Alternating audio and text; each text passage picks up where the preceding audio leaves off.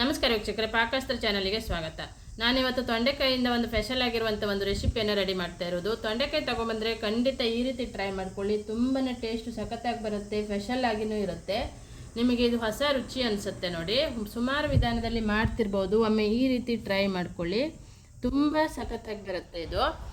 ಇದನ್ನು ನಾವು ರೋಟಿಗೆ, ಚಪಾತಿಗೆ, ಹಾಗೆ ಅನ್ನಕ್ಕೆ, ದೋಸೆ ಮಾಡ್ಕೊಂಡಾಗಲೂ ಈ ಒಂದು ರೆಸಿಪಿಯನ್ನು ಮಾಡ್ಕೊಳ್ಬೋದು. ತುಂಬ ರುಚಿ ಕೊಡುತ್ತೆ, ಸ್ಪೆಷಲ್ ಆಗಿನೂ ಇರುತ್ತೆ ಇದು.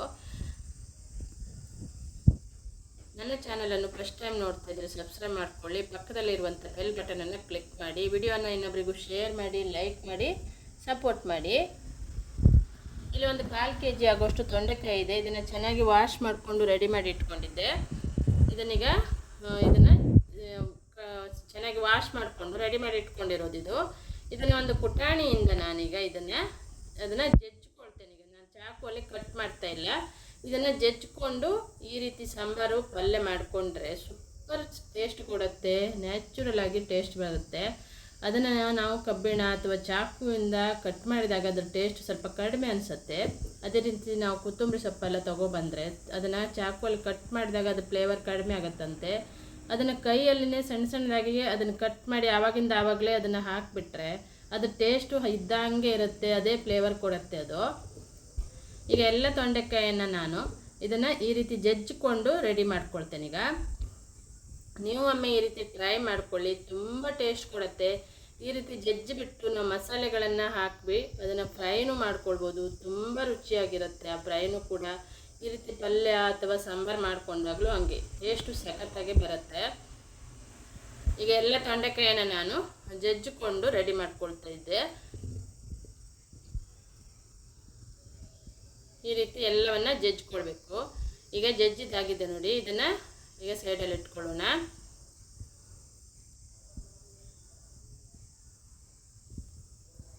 ಇದನ್ನು ನಾವು ಚಪಾತಿಗೆ, ರೋಟಿಗೆ, ಅನ್ನಕ್ಕೆ, ಹಾಗೆ ದೋಸೆ ಮಾಡ್ಕೊಂಡಾಗಲೂ ಈ ರೀತಿ ಮಾಡಿಕೊಂಡ್ರೆ ಅದು ರುಚಿನೂ ಚೆನ್ನಾಗಿ ಬರುತ್ತೆ. ಹೊಸ ವಿಧಾನನೂ ಅನಿಸುತ್ತೆ ಇದು. ಒಂದು 2 ಟೊಮೆಟೊ ಕಟ್ ಮಾಡಿದೆ, 1 ಈರುಳ್ಳಿ, ಒಂದು 5-6 ಎಸಳು ಬೆಳ್ಳುಳ್ಳಿ, ಸ್ವಲ್ಪ ಕರಿಬೇವಿದೆ. ಈಗ ಒಂದು ಬಾಣಲೆ ತಗೊಂಡು 2 ಸ್ಪೂನ್ ಎಣ್ಣೆ ಹಾಕಿದೆ, ತೆಂಗಿನ ಎಣ್ಣೆ ಹಾಕಿದ್ದೆ, 1 ಸ್ಪೂನು ಸಾಸಿವೆ, ಹಾಗೆ 1 ಚಿಟಿಕೆ ಜೀರಿಗೆ ಹಾಕಿ ಜಜ್ಜಿದಂಥ ಬೆಳ್ಳುಳ್ಳಿಯನ್ನು ಹಾಕ್ಕೊಳ್ಳೋಣ. 1 ಒಣಮೆಣಸಿನ್ಕಾಯಿನ ಹಾಕ್ತಾಯಿದ್ದೆ ನೋಡಿ. ಸ್ವಲ್ಪ ಕರಿಬೇವನ್ನು ಹಾಕ್ಕೊಳ್ಬೇಕು. ಚೆನ್ನಾಗಿ ಈಗ ಒಗ್ಗರಣೆಯನ್ನು ತಯಾರು ಮಾಡ್ಕೊಳ್ಳೋಣ. ಈಗ ಒಗ್ಗರಣೆ ಆಗ್ತಾ ಇದ್ದಂಗೆ ಹಚ್ಚಿಟ್ಟಂಥ ಈರುಳ್ಳಿಯನ್ನು ಹಾಕಿದ್ದೆ. ಇದನ್ನು ಕೂಡ ಚೆನ್ನಾಗಿ ಫ್ರೈ ಮಾಡಿಕೊಂಡು ನಂತರ ಟೊಮೆಟೊವನ್ನು ಹಾಕ್ಕೊಳ್ತೀನಿ ನಾನು. ತುಂಬ ಸಿಂಪಲ್ಲಾಗಿ ಮಾಡ್ತಾ ಇರೋದು. ಇದನ್ನು ನೀವು ಒಮ್ಮೆ ಟ್ರೈ ಮಾಡ್ಕೊಳ್ಳಿ, ಇದು ರುಚಿ ಮಾತ್ರ ಸೂಪರಾಗಿ ಬರುತ್ತೆ. ಈಗ ಟೊಮೆಟೊ ಹಾಕಿ ಇದನ್ನು ಫ್ರೈ ಮಾಡ್ತಾ ಇದ್ದೆ. ಒಂದು ಸ್ವಲ್ಪ ಉಪ್ಪನ್ನು ಹಾಕ್ಕೊಳ್ಳೋಣ. ಈಗ ಆಮೇಲೆ ನೋಡಿಕೊಂಡು ಮತ್ತೆ ಉಪ್ಪು ಹಾಕ್ಕೊಳ್ಬೋದು. ಹಾಕ್ಬಿಟ್ಟು ಟೊಮೆಟೊ ಈರುಳ್ಳಿನ ಚೆನ್ನಾಗಿ ಅದನ್ನು ಫ್ರೈ ಮಾಡ್ಕೊಳ್ಬೇಕು. ಈ ಒಂದು ರೆಸಿಪಿಯನ್ನು ಲೈಕ್ ಮಾಡಿ, ಶೇರ್ ಮಾಡಿ ಇನ್ನೊಬ್ಬರಿಗೂ ಕೂಡ. ಹಾಗೆ ನನ್ನ ಚಾನಲನ್ನು ಸಬ್ಸ್ಕ್ರೈಬ್ ಮಾಡ್ಕೊಳ್ಳಿ, ಪಕ್ಕದಲ್ಲಿರುವಂಥ ಬೆಲ್ ಬಟನನ್ನು ಕ್ಲಿಕ್ ಮಾಡಿದರೆ ನಾನು ಯಾವುದೇ ಒಂದು ರೆಸಿಪಿನ ಅಪ್ಲೋಡ್ ಮಾಡಿದಾಗ ಅದರ ನೋಟಿಫಿಕೇಷನ್ ಫಸ್ಟ್ ನಿಮಗೆ ಬರುತ್ತೆ. ಈಗ ಜಜ್ಜಿಟ್ಟಂಥ ತೊಂಡೆಕಾಯಿಯನ್ನು ಹಾಕ್ಕೊಳ್ತಾ ಇದ್ದೆ. ನಾನು ಸಿಂಪಲ್ಲಾಗಿ ಹಾಗೆ ಪಟ್ಟಂತ ಮಾಡ್ಕೊಳ್ಳುವಂಥ ರೆಸಿಪಿಗಳನ್ನು ನಾನು ಶೇರ್ ಮಾಡ್ತಾ ಇರ್ತೇನೆ. ಈಗ ತೊಂಡೆಕಾಯಿ ಹಾಕಿ ಚೆನ್ನಾಗಿ ಮಿಕ್ಸ್ ಮಾಡಿಕೊಂಡು ಇದನ್ನು ಬೇಯಿಸ್ಕೊಳ್ಬೇಕೀಗ. ನಾವು ಈ ರೀತಿ ಜಜ್ಜಿ ಮಾಡೋದ್ರಿಂದನೇ ಟೇಸ್ಟ್ ಸಖತ್ತಾಗೆ ಬರೋದದು. ಈಗ ಸ್ವಲ್ಪ ನೀರನ್ನು ಆ್ಯಡ್ ಮಾಡ್ತಾ ಇದ್ದೆ ನೋಡಿ. ನೀರು ಹಾಕಿ ಇದನ್ನು ಬೇಯಿಸ್ಕೊಳ್ಬೇಕು.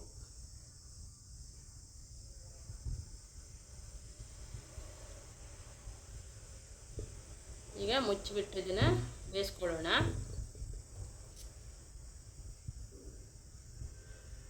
ಹಾಗೆ ಬೇಯ್ತಾ ಇರುವಾಗ ಪದೇ ಈ ಥರ ನೋಡ್ಕೊಳ್ಬೇಕು, ತಳೆ ಹಿಡಿದಿರುತ್ತೆ, ಹಾಗಾಗಿ ನೋಡ್ಕೊಳ್ಬೇಕಾಗತ್ತೆ. ಈಗ ಮತ್ತೆ ಇದು ಇನ್ನೂ ಚೆನ್ನಾಗಿ ಬೆಂದಿಲ್ಲ, ಇನ್ನೊಂದು ಸ್ವಲ್ಪ ಹೊತ್ತು ಇದನ್ನು ಬೇಯಿಸ್ಕೊಳ್ತೇನೆ ನಾನು.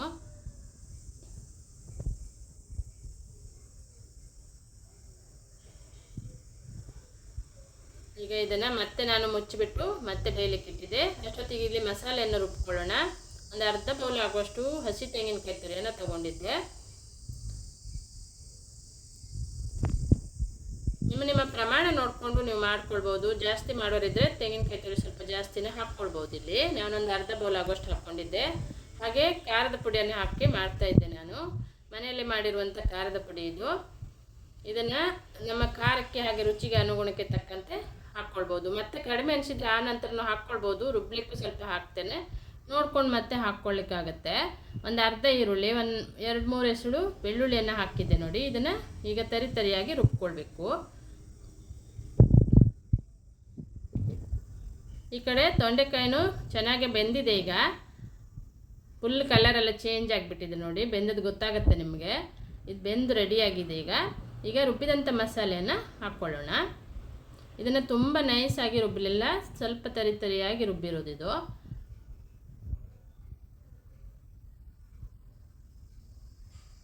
ಸ್ವಲ್ಪ ನೀರನ್ನು ಆ್ಯಡ್ ಮಾಡ್ಕೊಳ್ಳೋಣ. ತುಂಬ ತೆಳ್ಳಗಾಗೋದೇನು ಬೇಡ, ಸ್ವಲ್ಪ ದಪ್ಪವಾಗಿದ್ರೇ ಚೆನ್ನಾಗಿರುತ್ತೆ. ಈಗ ಇದನ್ನು ಚೆನ್ನಾಗಿ ಮಿಕ್ಸ್ ಮಾಡ್ಕೊಳ್ಬೇಕು. ಮಿಕ್ಸ್ ಮಾಡಿಕೊಂಡು ಸ್ವಲ್ಪ ಉಪ್ಪನ್ನು ಆ್ಯಡ್ ಮಾಡ್ಕೊಳ್ಳೋಣ. ಆವಾಗ ಸ್ವಲ್ಪ ಉಪ್ಪು ಹಾಕಿದ್ದೆ. ಈಗ ಮಸಾಲೆಗೆ ಸ್ವಲ್ಪ ಉಪ್ಪನ್ನು ಹಾಕ್ತಾ ಇರೋದು ನಾನು. ಹಾಕ್ಬಿಟ್ಟು ಇದನ್ನು ಚೆನ್ನಾಗಿ ಮಿಕ್ಸ್ ಮಾಡಿಕೊಂಡು ಮತ್ತೆ ಇದನ್ನು ಚೆನ್ನಾಗಿ ಕುದಿಸ್ಕೊಳ್ಳೋಣ. ಈಗ ಹಾಗೆ 1 ಚಮಚ ಆಗೋಷ್ಟು ನಾನು ಗರಂ ಮಸಾಲೆ ಹುಡಿಯನ್ನು ಹಾಕ್ತೇನೆ ನೋಡಿ. ಇದು ಫ್ಲೇವರಿಗೆ ಹಾಕ್ತಾ ಇರೋದು, ಟೇಸ್ಟ್ ಚೆನ್ನಾಗಿ ಬರಲಿ ಅಂತೇಳಿ 1 ಸ್ಪೂನ್ ಆಗೋಷ್ಟು ಹಾಕಿದ್ದೆ. ಹಾಗೆ 1 ಚಿಟಿಕೆ ಆಗೋಷ್ಟು ಕಸ್ತೂರಿ ಮೆಥಿಯನ್ನು ಹಾಕ್ಕೊಳ್ಳೋಣ. ಕಸ್ತೂರಿ ಮೆಥಿ ಇದ್ದರೆ ಹಾಕ್ಕೊಳ್ಬೋದು, ಇಲ್ಲಾಂದ್ರೂ ಆಗುತ್ತೆ, ಹಾಗೇನು ಮಾಡ್ಕೊಳ್ಬೋದು. ಹಾಕಿದರೆ ಇದ್ದರೆ ಕೂಡ ಹಾಕಿದರೆ ಚೆನ್ನಾಗಿ ಅನಿಸುತ್ತೆ, ಟೇಸ್ಟು ಫ್ಲೇವರ್ ಚೆನ್ನಾಗಿ ಬರುತ್ತೆ.